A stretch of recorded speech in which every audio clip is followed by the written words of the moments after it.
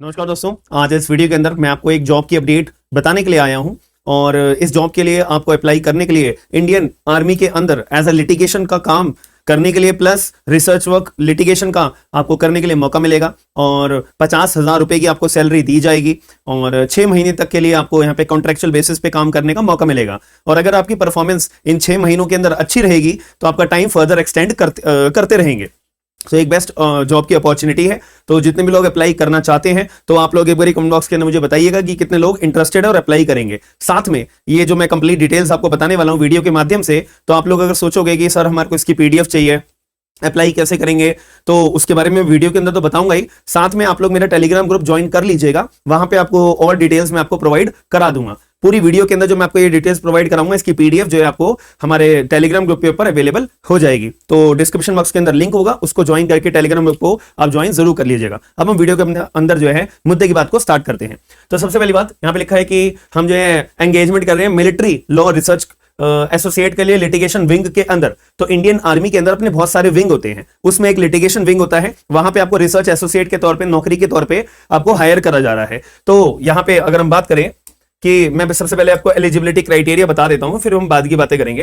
तो आपके पास पहले तो लॉ की डिग्री होनी चाहिए। अब वो 3 साल वाली एलएलबी की डिग्री हो या 5 साल वाली बीएलएलबी बीबीएलएलबी की डिग्री हो, और उसमें आपके पास मिनिमम 55% तो होने ही चाहिए। अब आप जनरल कैटेगरी के हो, रिजर्व कैटेगरी के हो, यहाँ पे कैटेगरी मैटर नहीं करती है। कोई भी कैटेगरी के आप कैंडिडेट क्यों ना हो, आपको सबको सेम समानता के तौर पे ही ट्रीट करा जाएगा और यहाँ पे अपनी वैकेंसी निकाली गई है। और आपके पास 2 साल का एटलीस्ट एक्सपीरियंस होना चाहिए। अब 2 साल का एक्सपीरियंस के लिए अगर वो आपसे एक्सपीरियंस लेटर मांगेंगे तो आपको क्या करना है, अपना बार एसोसिएशन में जाके अपना लेटर प्रिपेयर करवा लेना है, बनवा लेना है। बात खत्म हो जाती है। अब इसके अंदर एक और बात आती है कि सर ये मेरे 2 साल कब से कैलकुलेट करे जाएंगे? जब आपने स्टेट बार काउंसिल के अंदर एज एन एडवोकेट अपना एनरोलमेंट कराया होगा, तब से आपका 2 साल कैलकुलेट करे जाएंगे। ये बात में आपको कोई कंफ्यूजन नहीं होनी चाहिए। अब आप ये सोचोगे सर मेरे एक सर हैं, उन्होंने तो ये बोला था, मैंने तो दूसरी वीडियो कोई थी मैंने उसमें ये देखा था, किसी व्यक्ति ने मुझे ये बोला था। तो ये कंफ्यूजन अपने दिमाग में मत क्रिएट करिएगा। सिंपल मैंने आपको बता दिया है। जब मैं अपनी लॉ की डिग्री हाथ में लेकर जाता हूं और उसके बाद में जब लॉ ग्रेजुएट हो जाता हूं, तो उसके बाद में मेरा अगला कदम क्या होता है, स्टेट बार काउंसिल के अंदर एनरोलमेंट कराना। तो जब मेरा एनरोलमेंट हो जाता है उस दिन से मैं एडवोकेट बन जाता हूं, उस दिन से मेरा एक्सपीरियंस काउंट होना शुरू हो जाता है। खत्म बात। अब यहां पे एक और तीसरी रिक्वायरमेंट क्या मांगी गई है? तीसरी बात ये बोलिए, आपने एआईबी का एग्जाम क्लियर कर लिया होना चाहिए। बात खत्म। तो 3 बातें हैं, लॉ की डिग्री 55%, 2 साल का एक्सपीरियंस और एआईबी आपने क्लियर कर लिया होना चाहिए। ये आपसे रिक्वायरमेंट मांगी। अगर आप ये 3 चीजें फुलफिल करते हो, बहुत इजीली आप अप्लाई कर सकते हो। बात खत्म। क्योंकि मैंने आप लोगों से ना प्रीवियस वीडियो के अंदर एक बात पूछी थी कि आप लोग जो है एक्सपीरियंस वाली जॉब्स भी देखना चाहते हो क्या, या केवल फ्रेशर वाली देखना चाहते हो? तो इसलिए बहुत लोगों ने बोला था कि सर, मेरे पे मैसेज भी आए थे कि हम जो है एक्सपीरियंस वाली जॉब भी हम देखना चाहते हैं सर, उसकी भी अपडेट देते रहा करो। तो ऐसे ही मैं आपने यही बोलूंगा कि इस चैनल से जुड़े रहो और चैनल को सब्सक्राइब जरूर कर लीजिए, बेल आइकन भी ऑन जरूर कर लेना, क्योंकि लेटेस्ट अपडेट आपके पास जब भी पहुंचती है। प्लस टेलीग्राम ग्रुप ज्वाइन जरूर करिएगा, उसी में सबसे ज्यादा आपको फायदा देखने को मिलेगा। अब आगे चलते हैं। यहाँ पे और क्या बोला है कि अगर आपने एलएलएम कर रखी है तो बहुत अच्छी बात है, तो हम आपको और फायदा पहुंचाएंगे कि आपको सेलेक्ट करने का एक प्रेफरेंस और मिल जाएगी। और इसमें बोला है कि अगर आपको सर्च इंजन होते हैं, जैसे कि जजमेंट को ढूंढने के लिए, जो रिसर्च वर्क के लिए बहुत जरूरी होते हैं, एसएससी ऑनलाइन बहुत बढ़िया होता है, मनुपुत्रा, ठीक है, लेक्सिस नेक्सिस की अपना होता है, वेस्ट लॉ, अपने ये रिसर्च इंजन होते हैं। अगर ये आपको थोड़े यूज करने आते हैं तो और भी अच्छी बात हो जाती है। एंड आपको कंप्यूटर चलाना आता है, एमएस ऑफिस चलाना आता है, तो और अच्छी बात हो जाती है। तो यहाँ पे बोला हुआ डिजायरेबल। अभी आपके पास अगर आपके पास एलएलएम नहीं है, कोई बात नहीं। सर्च इंजन चलाना नहीं आता, कोई बात नहीं। एमएस ऑफिस चलाना नहीं आता, कोई बात नहीं। तो यहाँ पे डिजायरेबल है। अगर है तो प्रेफरेंस आपको थोड़ी बहुत दी जाएगी। बात खत्म।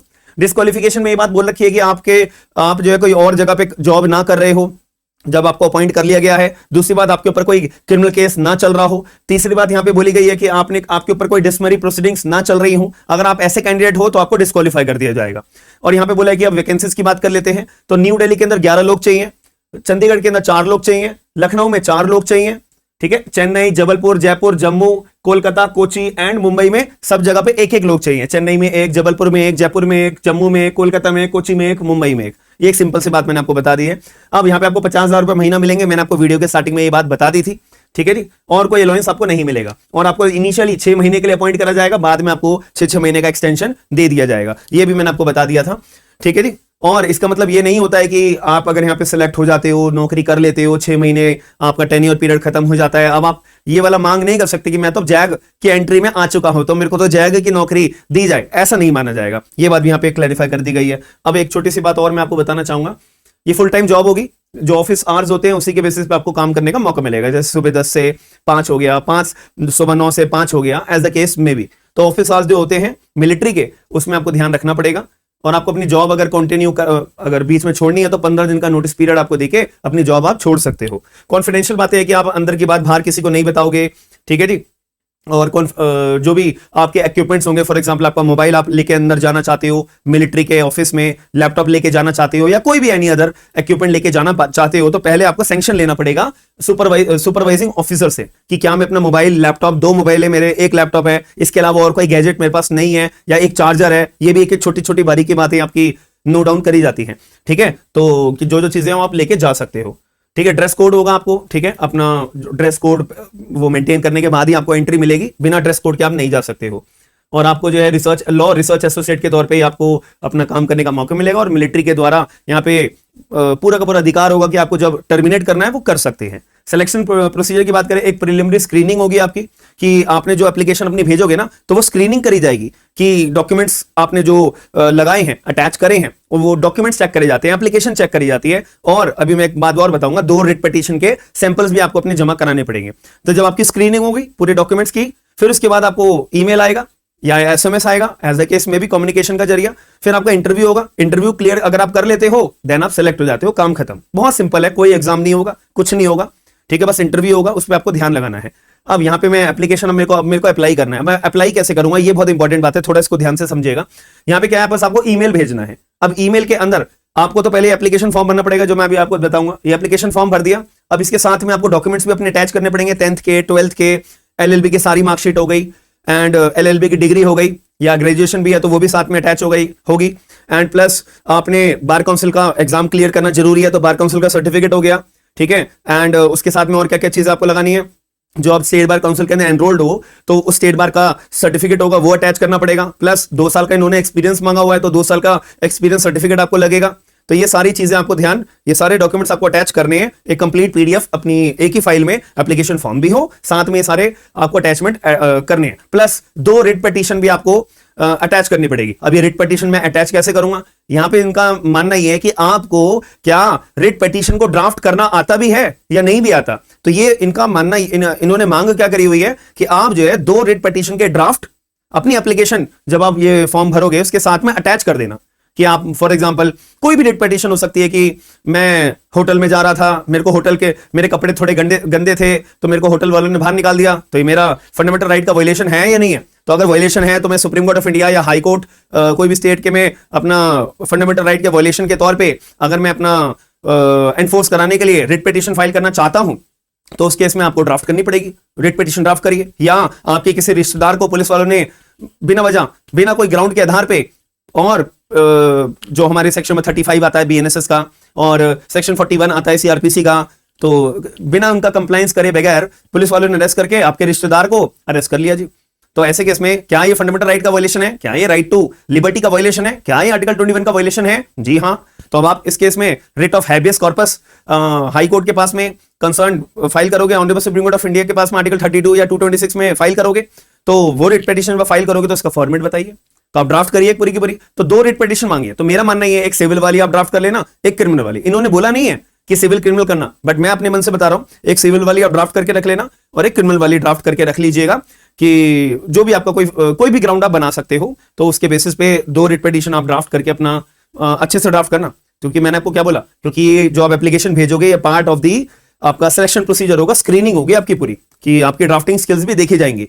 तो ये आपको पूरा का पूरा अपना अटैच करके फिर आपको ईमेल में अपना लगा देना। ईमेल आईडी क्या होगी, ईमेल आईडी बहुत ध्यान से रखना, ठीक है। ये ईमेल आईडी है, ठीक है। Apply for MILLAWASSOCIATE associate@gmail.com। इस ईमेल आईडी पे आपको अभी ये कंप्लीट पीडीएफ अपनी भेजनी है। तो जब मैं ईमेल भेज रहा हूं तो सब्जेक्ट लाइन भी लिखनी होती है। तो सब्जेक्ट लाइन में मुझे क्या लिखना पड़ेगा, application for military law research associate at, अब कौन सी प्लेस में आप जो अपॉइंट होना चाहते हो, दिल्ली में, चंडीगढ़ में, लखनऊ में, मुंबई में, एज ए केस में भी, तो ये प्लेस का आप नाम लिख देना। और लास्ट डेट क्या है, 31 मई 2025, ये इंपॉर्टेंट डेट है। इस तारीख तक आपके सारे डॉक्यूमेंट्स आपके हाथों में होने चाहिए, सारी डिग्री आपके पास होनी चाहिए, एक्सपीरियंस लेटर होना चाहिए, रिट पिटीशन का ड्राफ्ट प्रिपेयर्ड हो जाना चाहिए। तो ये सब कंप्लीट एक ही पीडीएफ में आप अटैच करके सारी डॉक्यूमेंट अपने भेज दीजिएगा, बात खत्म। अभी एप्लीकेशन फॉर्मेट कहां पे है, इसी पीडीएफ के अंदर ही है, कोई टेंशन नहीं है। तो ये आपको अपना preferred place of engagement option रखने हैं कि मेरी पहली प्रेफरेंस कौन सी है, दूसरी कौन सी है, तीसरी कौन सी है, दैट्स इट। अब यहाँ पे अपनी फोटो चिपका दीजिएगा लेटेस्ट वाली, ठीक है। और नाम लिखना, फादर नाम लिखना, जेंडर क्या है, डेट ऑफ बर्थ क्या है, एनरोलमेंट नंबर क्या है, जो स्टेट बार काउंसिल वाला, एआईबी के पास, आपने एआईबी कब पास करा है, ठीक है। करंट प्रोफेशन आपका क्या है, ऑब्वियसली बात है एडवोकेट ही होंगे आप, ठीक है, ठीक है। परमानेंट एड्रेस अपना लिखिएगा, पुलिस स्टेशन आपके घर के पास में कौन सा थाना पड़ता है, कौन सा डिस्ट्रिक्ट क्या है, स्टेट क्या है, कॉरेस्पॉन्डिंग एड्रेस क्या है, वो डिटेल्स हो गई, मोबाइल नंबर, ईमेल, ये थोड़ा ध्यान से क्लैरिटी से भरिएगा कि समझ में आए बंदे को क्या क्या कर रहे हो, ठीक है जी। और आप अपने एग्जाम कर लें, 10th से लिखना चालू कर दीजिएगा।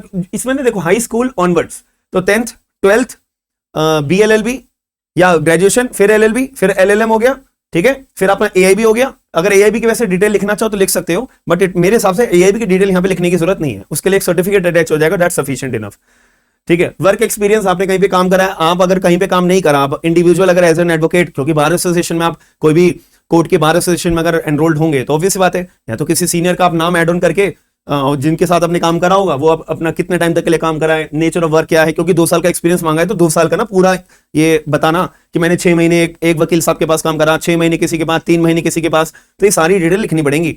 और अगर इंडिविजुअल प्रैक्टिस कर रहे हो कोई बात नहीं, मैं इंडिविजुअल प्रैक्टिस कर रहा हूँ, इतने से इतने टाइम के अंदर अंदर कर रहा हूँ, दैट्स इट। ये बात आप लिख के डिक्लेरेशन, और यहाँ पे आप एक डिक्लेरेशन देना है कि मैंने सारी जो ऊपर बातें बताई हैं वो ट्रू हैं, झूठी नहीं है, वगैरह वगैरह। ये एक तरह से एफिडेविट होता है। तो यहाँ पे अपना सिग्नेचर हो जाएगा, जिस जगह बैठ के भर रहे हो और डेट हो जाएगी, फिर ये आपका फॉर्म भर गया है, आपने एप्लीकेशन फॉर्म अपना भर दिया है। साथ में जो डॉक्यूमेंट्स मैंने अटैच करने के लिए बोले वो सारे डॉक्यूमेंट अटैच जरूर कर दीजिए, बात खत्म। तो ये मेरे हिसाब से बहुत बढ़िया अपॉर्चुनिटी है, मैंने आज तक ये अपॉर्चुनिटी देखी नहीं है, अभी आई है रिसेंटली, नई अपॉर्चुनिटी आई है मेरे हिसाब से। आप लोगों ने अगर पहले कभी देखी हो तो कमेंट बॉक्स के अंदर बताइएगा। और एक इंपॉर्टेंट बात ये भी है कि अगर आप में से कोई जुडिशरी के बैचेस की तैयारी कर रहा है, जुडिशरी के अपनी फोकस है कि हाँ मेरे को तो अब पेपर देना ही देना है, क्योंकि आपको भी पता है कितने टाइम तक रोक लेंगे जुडिशरी के एग्जाम। अब आने वाले टाइम में बस थोड़े टाइम से रुक जाओ, 1 या 2 महीने के अंदर आपको 100% नोटिफिकेशन देखने को जरूर मिलेगी। बस ये समर वेकेशन ओवर हो जाए तो इससे बेहतर ये है ना, इसको फायदा उठाओ अपना ज्यादा। लोग जो है आपको भटकाएंगे, बट भटकना नहीं है। मैं बार बार बोल रहा हूं कि ऐसा हो गया, ये हो गया, वो हो गया, दिमाग नहीं लगाना। अभी आपको ध्यान किस चीज पे रखना है, केवल अपने सिलेबस को पूरा करने में, पूरा करने के साथ साथ रिवीजन करने में। तो हमने अभी अपना नया एप्लीकेशन के ऊपर अपना नया बैच लॉन्च कराया है, इंडियन कॉन्ट्रैक्ट एक्ट, 45% डिस्काउंट आपको सीधे तौर पे मिलेगा और आप लोग ज्वाइन कर सकते हो। डेली 6 से 7 हमारी लाइव क्लास फिर रिकॉर्डेड में चली जाती है, रिकॉर्डेड क्लास आपको अवेलेबल हो जाएगी। और हमारा भारतीय साक्ष्य अधिनियम है, मुस्लिम पूरा का पूरा मुस्लिम लॉ, हिंदू लॉ, पूरा कंप्लीट फैमिली लॉ का बैच है, और भारतीय नागरिक सुरक्षा संहिता का बैच है, टीपीए का पूरा कंप्लीट बैच है, इंडियन कॉन्ट्रैक्ट एक्ट का पूरा बैच अभी रनिंग में है, ये चल रहा है। तो आप लोग अगर कोई भी बैच ज्वाइन करना चाहते हो तो अभी मौका है, टाइम बार बार नहीं आता, याद रखना मेरी बात। तो इस टाइम को गवाइए मत, इधर उधर चीजों पे इन्वॉल्व अपने आप को मत रखिए, सिर्फ पढ़ाई पे ध्यान दीजिए, अपने सिलेबस को स्ट्रांग बनाइए और रिवीजन को स्ट्रांग बनाइए, क्वेश्चंस को बार बार सॉल्व करते रहिए। यही चीजें आपको आगे चल के एग्जाम क्रैक करने के बाद में याद आएंगी, याद रखना मेरी बात। तो अगर वीडियो पसंद आई है तो वीडियो को लाइक शेयर सब्सक्राइब जरूर करिएगा। और अगर आपके मन में कोई भी डाउट है तो कमेंट बॉक्स ओपन है, तो डाउट अपना क्लियर कर सकते हो। साथ ही में अगर आपको एप्लीकेशन के रिगार्डिंग बैचेस के रिगार्डिंग अगर कोई डाउट है तो एप्लीकेशन पे हमें मैसेज कर दीजिएगा, आपका डाउट क्लैरिफाई हो जाएगा। तो वीडियो पसंद आई तो लाइक शेयर सब्सक्राइब जरूर करेगा। मिलते हैं नेक्स्ट वीडियो के अंदर। थैंक यू, धन्यवाद।